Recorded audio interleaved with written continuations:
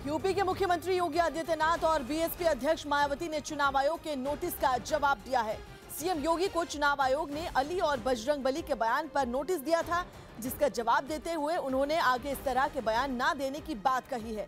वहीं मायावती को मुस्लिमों से वोट की अपील करने पर नोटिस दिया गया था और उन्होंने भी अपने बयान पर चुनाव आयोग से खेद जताया। हरियाणा के करनाल में पुलिस और आईटीआई के छात्रों के बीच जमकर पत्थरबाजी हुई। गुरुवार को करनाल के आईटीआई में पढ़ने वाले एक छात्र की बस से कुचलकर मौत हो गई थी, जिसके बाद वहां छात्रों का गुस्सा भड़क गया और गुस्साए छात्रों ने सड़क जाम करने की कोशिश की। इसी दौरान भारी संख्या में पुलिस बल मौके पर पहुंच गया, जिसे देखकर छात्रों ने उस पर पथराव करना शुरू कर दिया।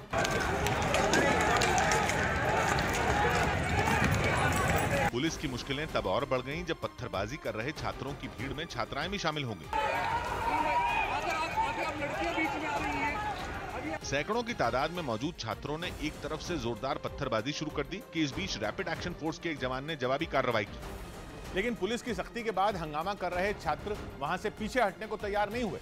उल्टा उनका गुस्सा और भड़क उठा और वो सीधे पुलिस की टीम को चुनौती देते दिखाई दिए, जिसके बाद पुलिस की टीम ने भी मोर्चा संभाल लिया और पुलिस भी दूसरी ओर मौजूद छात्रों पर पत्थर बरसाने लगी। पुलिस की पूरी टीम अपने हाथों में डंडे और पत्थर लेकर छात्रों पर हमलावर हो गई। ये बवाल इतना बढ़ गया कि आंसू गैस के गोले दागकर छात्रों को वहां से खदेड़ना पड़ा।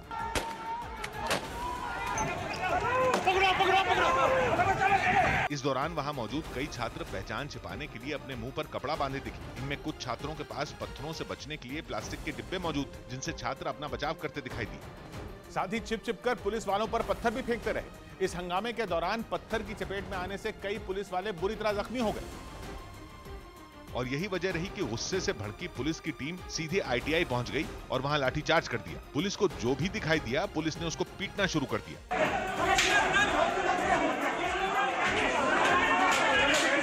पुलिस ने न तो आईटीआई के छात्रों को बख्शा और न ही छात्राओं को। जो सामने आया वो पुलिस की लाठियों का शिकार हो गया।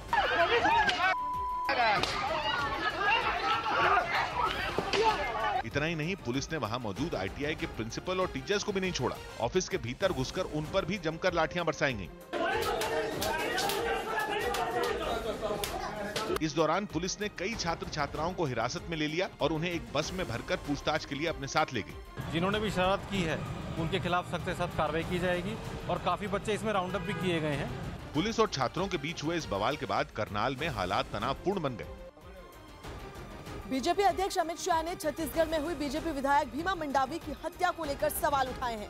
अमित शाह के मुताबिक बीजेपी विधायक की हत्या के पीछे राजनीतिक षड्यंत्र की बू आ रही है। इतना ही नहीं, बीजेपी अध्यक्ष ने भीमा मंडावी की हत्या की सीबीआई से निष्पक्ष जांच की मांग की है।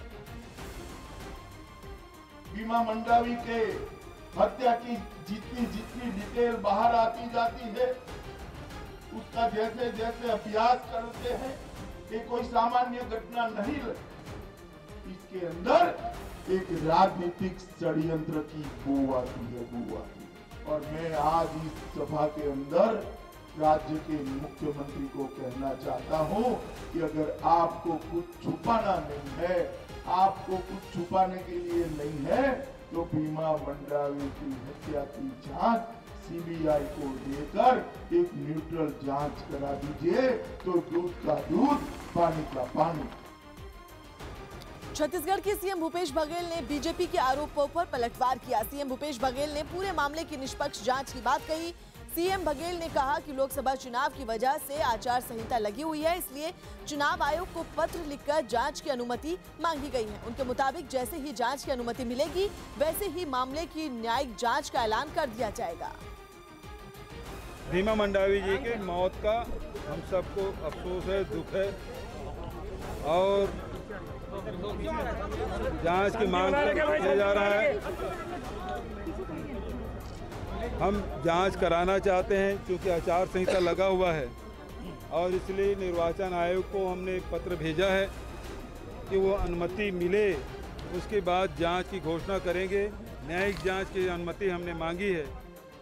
बीजेपी ने राफेल डील पर राहुल गांधी के प्रधानमंत्री के खिलाफ दिए गए बयान की शिकायत चुनाव आयोग से की। राफेल डील पर सुप्रीम कोर्ट के दोबारा सुनवाई के फैसले पर राहुल गांधी ने प्रधानमंत्री पर तीखा हमला किया, जिसकी शिकायत करने रक्षा मंत्री निर्मला सीतारमण की अगुवाई में बीजेपी का प्रतिनिधिमंडल चुनाव आयोग पहुंचा, जिसमें मुख्तार अब्बास नकवी और ननिल कोहली भी शामिल थे। Calling the Honorable Prime Minister of this country repeatedly that he's a chore. We have taken objection to this and we have approached the Election Commission. चुनाव आयोग से शिकायत के बाद बीजेपी ने राहुल के पीएम के खिलाफ दिए बयानों पर तीखी प्रतिक्रिया दी। प्रधानमंत्री जी को और भारतीय जनता पार्टी को बदनाम करना और गाली गैंग के जो मुखिया की भूमिका निभाना, ये राहुल गांधी जी की भूमिका रही है। वहीं बीजेपी नेता मीनाक्षी लेखी ने भी राहुल गांधी के राफेल पर दिए बयान के खिलाफ सुप्रीम कोर्ट में याचिका दायर की, लेकिन कांग्रेस अपनी बात पर कायम रही और एक बार फिर प्रधानमंत्री पर हमला बोला। चोर को सब चोर नजर आते हैं। राहुल गांधी अपनी चुनावी रैलियों में राफेल के मुद्दे पर लगातार प्रधानमंत्री को कटघरे में खड़ा कर रहे हैं। लोकसभा चुनाव में प्रचार के दौरान नेता वोट की खातिर लोगों को धमकाने से नहीं चूक रहे। बीजेपी उम्मीदवार मेनका गांधी और साक्षी महाराज ऐसे ही नेताओं की फहरिस्त में शामिल हैं, जो खुलेआम वोटरों को धमकाने से नहीं डर रहे। सुल्तानपुर सीट से बीजेपी प्रत्याशी मेनका गांधी का एक ऐसा ही वीडियो सामने आया जिसमें वो वोट के लिए मुस्लिमों को धमकाती नजर आई। अगर मेरी जीत मुसलमानों के बिना होगी तो मुझे बहुत अच्छा नहीं लगेगा, क्योंकि इतना मैं बता देती हूँ कि फिर दिल खट्टा हो जाता है। इतना ही नहीं, इसी वीडियो में बीजेपी प्रत्याशी मेनका गांधी वोटों की सौदेबाजी करती भी दिखी। जब मुसलमान आता है काम के लिए, फिर मैं सोचती हूँ कि नहीं रहने से क्या फर्क पड़ता है, आखिर नौकरी सौदेबाजी भी तो होती है। मेनका गांधी ने ये बयान प्रचार के दौरान मुस्लिम आबादी वाले इलाके में दिया, जहां उनको सुनने के लिए बड़ी संख्या में मुस्लिम समुदाय के लोग पहुंचे थे, जिनके सामने ही मेनका गांधी ने अपनी जीत पक्की होने का दावा करते हुए ये धमकी दी, जिस पर कांग्रेस ने कड़ी आपत्ति जताते हुए चुनाव आयोग से मेनका गांधी के खिलाफ कार्रवाई की मांग कर दी। मेनका गांधी जी पर न केवल एफआईआर दर्ज होनी चाहिए, परंतु उनके कैंडिडेचर को भी रद्द किया जाना चाहिए। तो वहीं एमएनएस भी कांग्रेस की इस मांग का समर्थन करती दिखी। ये अगर लोगों को धमकी देते हैं, मुझे लगता है कमीशन में बिठा के उन्होंने इस पे एक्शन लेना चाहिए। विपक्ष पर हमला बढ़ता देख बीजेपी उम्मीदवार मेनका गांधी अपने धमकी वाले बयान पर सफाई देने के लिए सामने आई। अगर आप पूरा स्पीच देख लेना तो आप देखेंगे कि प्यार भरा था। कल के आपके बयान के बाद मुस्लिम लोग काफी विरोध कर रहे हैं इसका। वो इसलिए विरोध करें क्योंकि आप लोगों ने ऐसे आधा निकाल करके आपने एक पतंगड़ बना दिया जब है ही नहीं। लेकिन उनकी सफाई के बाद भी विवाद खत्म नहीं हुआ और विपक्ष की शिकायत पर चुनाव आयोग ने मेनका गांधी को नोटिस जारी कर दिया। वहीं मेनका गांधी के बाद कमोबेश ऐसा ही बयान यूपी के उन्नाव से बीजेपी उम्मीदवार साक्षी महाराज ने भी दे दिया, जिसमें वो एक रैली के दौरान अपने सन्यासी होने का हवाला देते हुए श्राप की धमकी देते नजर आए। सन्यासी जब किसी के दरवाजे पर आता है, भिक्षा मांगता है, कोई बात याचना करता है, अगर उसकी बात नहीं मानी जाती है तो जानते हैं वो सन्यासी गृहस्थी के पुण्य ले जाता है और अपने पाप दे के चला जाता है। इससे पहले भी साक्षी महाराज कई बार अपने बयानों से विवाद खड़ा कर चुके हैं। पाकिस्तान के क्वेटा में एक सब्जी मंडी में शिया मुसलमानों के हजारा समुदाय को निशाना बनाकर धमाका किया। इस धमाके में 16 लोगों की मौत हो गई, जबकि 30 से ज्यादा लोग घायल हो गए, जिसके बाद सब्जी मंडी में चीख पुकार मच गई और जगह जगह खून बिखरा नजर आया। धमाके में मारे गए लोगों के शव एक मिनी ट्रक में रख दिए गए। ये धमाका सब्जी मंडी की एक दुकान में रखी आलू की बोरियों में हुआ। ये सब्जी मंडी हजारा समुदाय के लोगों की है। 20 लोग जख्मी हुए हैं, जिनमें भी दूसरे लोग भी हैं और हजारा कम्युनिटी के लोग भी हैं। और सब्जी मंडी में हुआ धमाका इतना जोरदार था कि आसपास की कई इमारतों को नुकसान पहुंचा। बम धमाके के बाद दर्जनों एम्बुलेंस वहां पहुंची और घायलों को अस्पताल ले जाया गया। आसपास के इलाके को भी सील कर दिया गया।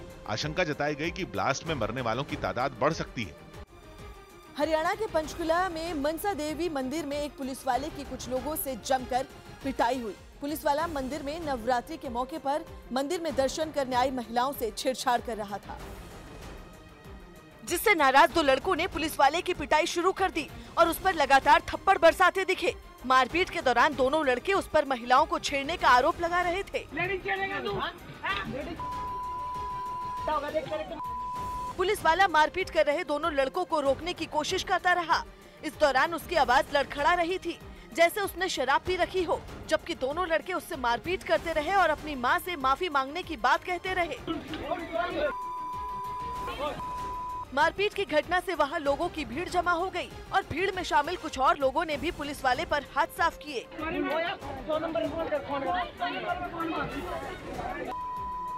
पुलिस वाला लगातार खुद को बेकसूर बताता रहा। यही नहीं, उसने एक महिला के पैर छूकर माफी भी मांगी। बताया गया कि पुलिस का जवान नवरात्रि के मौके पर मनसा देवी मंदिर में आए लोगों की भीड़ को संभालने के लिए तैनात किया गया था। कांग्रेस अध्यक्ष राहुल गांधी ने अमृतसर के स्वर्ण मंदिर में मत्था टेका। इस दौरान उनके साथ पंजाब के मुख्यमंत्री कैप्टन अमरिंदर सिंह भी मौजूद थे। राहुल स्वर्ण मंदिर पहुंचे और उन्होंने सभी के साथ वहां मत्था टेका। राहुल जलियांवाला बाग से शहीदों को श्रद्धांजलि देने के लिए अमृतसर गए हैं।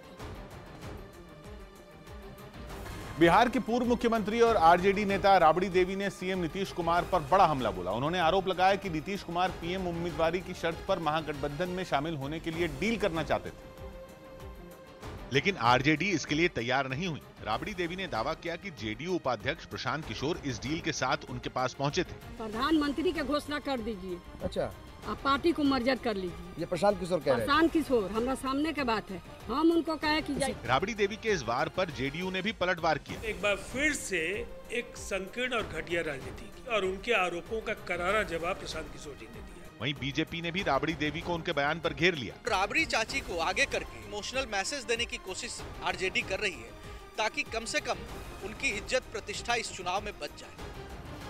कांग्रेस ने अब तक 386 लोकसभा सीटों पर प्रत्याशी उतारे। कांग्रेस अब तक 386 लोकसभा सीटों पर उम्मीदवारों के नाम का ऐलान कर चुकी है। कांग्रेस ने पंजाब के आनंदपुर साहिब से मनीष तिवारी, जबकि मध्य प्रदेश के गुना से ज्योतिरादित्य सिंधिया को उम्मीदवार बनाया। यूपी के संभल से एसपी प्रत्याशी शफीकुर रहमान को प्रधानमंत्री मोदी पर विवादास्पद बयान देने के मामले में जिला प्रशासन ने नोटिस भेजा। बिहार में पटना साहिब से कांग्रेस प्रत्याशी शत्रुघ्न सिन्हा ने तेजस्वी यादव से मुलाकात की और दावा किया कि वो महागठबंधन के अकेले साझा प्रत्याशी हैं। पिछले साल तमिलनाडु के रामेश्वरम से शुरू हुई राम रथ यात्रा अयोध्या पहुंची, जिसका भव्य तरीके से स्वागत किया गया। छत्तीसगढ़ में महासुमंद के पूर्व निर्दलीय विधायक विमल चोपड़ा को रमन सिंह ने बीजेपी की सदस्यता दिलवाई। अमेठी से नामांकन भरते ही बीजेपी उम्मीदवार और केंद्रीय मंत्री स्मृति ईरानी की डिग्री पर फिर विवाद खड़ा हो गया। कांग्रेस ने एक बार फिर स्मृति ईरानी पर चुनावी एफिडेविट में झूठ बोलने का आरोप लगाया और हमला करने के लिए प्रियंका चतुर्वेदी सामने आई, जो तंज कसते हुए स्मृति ईरानी पर तीखे हमले करने लगी। नया धारावाहिक आने वाला है, क्योंकि मंत्री भी कभी ग्रेजुएट थी। इसके बाद प्रियंका चतुर्वेदी ने उस सीरियल का टाइटल ट्रैक तक गाकर सुना दिया। क्वालिफिकेशन के भी रूप बदलते हैं, नए नए सांचे में ढलते हैं। एक डिग्री आती है, एक डिग्री जाती है, बनते एफिडेविट नए हैं। स्मृति ईरानी अब तक 2 बार लोकसभा चुनाव के लिए और 2 बार राज्यसभा चुनाव के लिए एफिडेविट भर चुकी है। कांग्रेस का आरोप है कि हर एफिडेविट में उन्होंने गलत जानकारी दी। पिछले 4 एफिडेविट में उन्होंने देश को झूठ बोला है। बीकॉम पार्ट 1 में भी उन्होंने डिग्री कोर्स कंप्लीट नहीं किया है। लेकिन बीजेपी अब तक कांग्रेस के तमाम आरोपों को खारिज करती रही है। इससे पहले स्मृति ईरानी की डिग्री का विवाद कोर्ट तक भी जा चुका है, क्योंकि पहला चुनावी एफिडेविट स्मृति ईरानी ने 2004 में दाखिल किया था। 2004 में दिल्ली की चांदनी चौक सीट से चुनाव लड़ते हुए स्मृति ने जानकारी दी थी कि वो 1996 में दिल्ली यूनिवर्सिटी से कॉरेस्पॉन्डेंस के जरिए बीए कर चुकी। दूसरा